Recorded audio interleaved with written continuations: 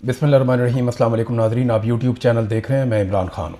नाज़रीन, आज बहुत इम्पॉर्टेंट दिन है गिलगित बल्तिस्तान के शहरियों के लिए, क्योंकि वहाँ इलेक्शन हो रहा है।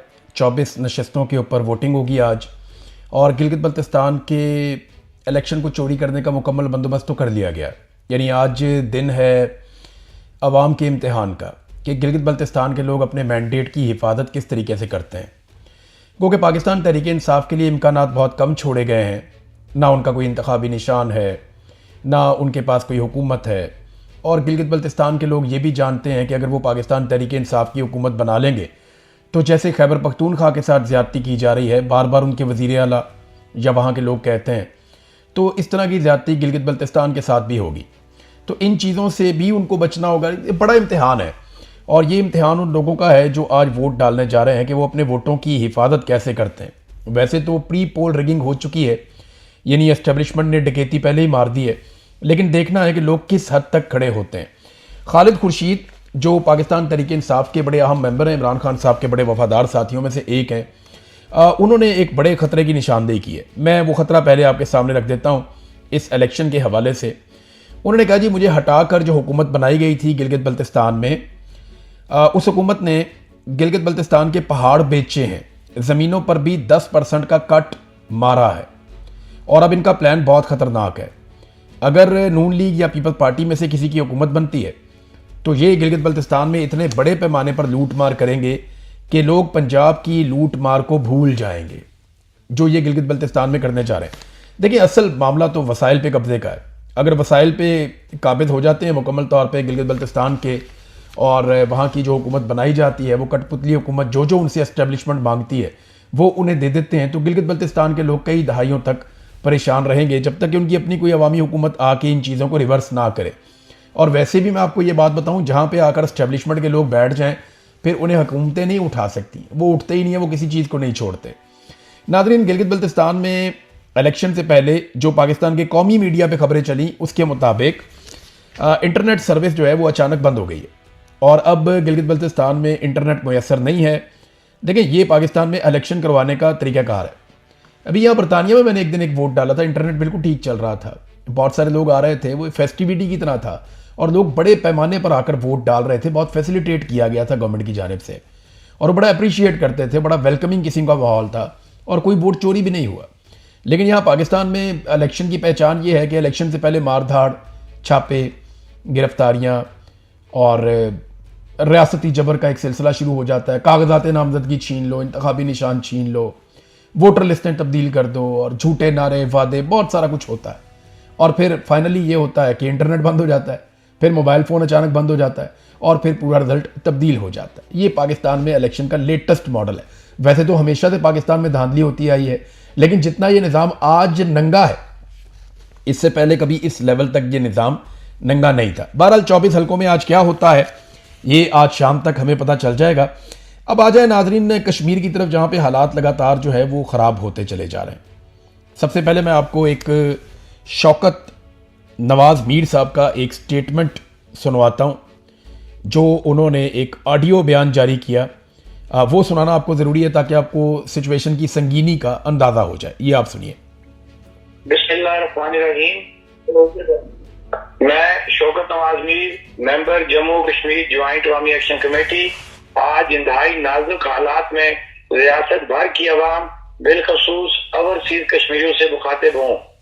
हम एक बार फिर रियासत और रियासी इदारों को बावर करवाना चाहते हैं कि हमारी तहरीक बुनियादी इंसानी जरूरियात के लिए है। हम दो टोक मौक़िफ़ रखते हैं कि न हम किसी मुल्क, अदारा और न ही किसी फर्द के खिलाफ हैं। हमारी पुरअमन जदोजहद को दहशतगर्दी से जोड़ना जुल्म अजीम और अक़वाम मुत्तहिदा के चार्टर की खिलाफ वर्जी है। मैं इस वक्त इस ऑडियो के जरिए मुखातिब हूँ क्योंकि इस वक्त हमें इंटरनेट की सहूलत मुयसर नहीं है।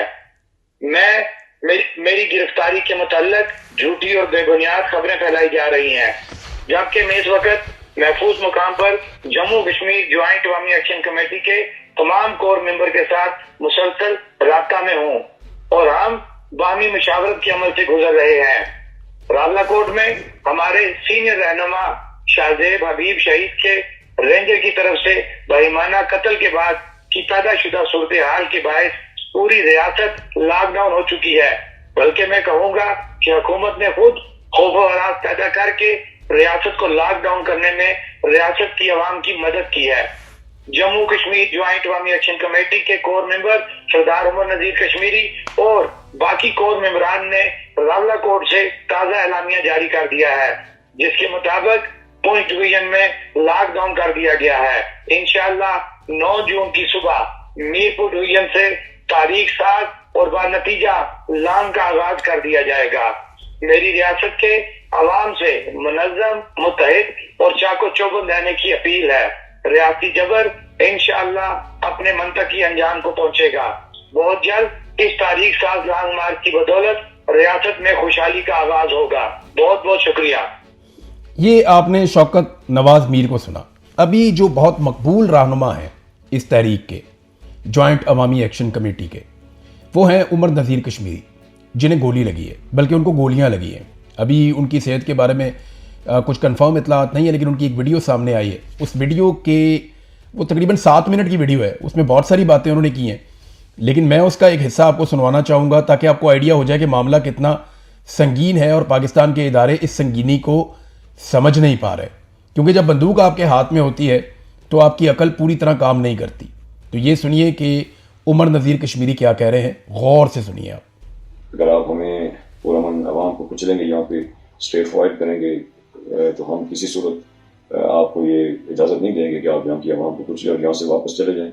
और यकीनन मैं इस वक्त हुकूमत से ये मुतालबा करूँगा और लोकल एडमिनिस्ट्रेशन से कि अगर आप इन चीज़ों को बचाना चाहते हैं, एक तो हमारे मुतालबात फिलफोर पूरे किए जाएँ, कोई उस पर कम्प्रोमाइज़ नहीं होगा। आप जितनी मजरी शाखें कर लें, हम आगे बढ़ेंगे, मज़ीद आगे बढ़ेंगे। ये किसी सूरत नहीं हो सकता कि हम आप इस जबर की वजह से खामोश हो जाएं।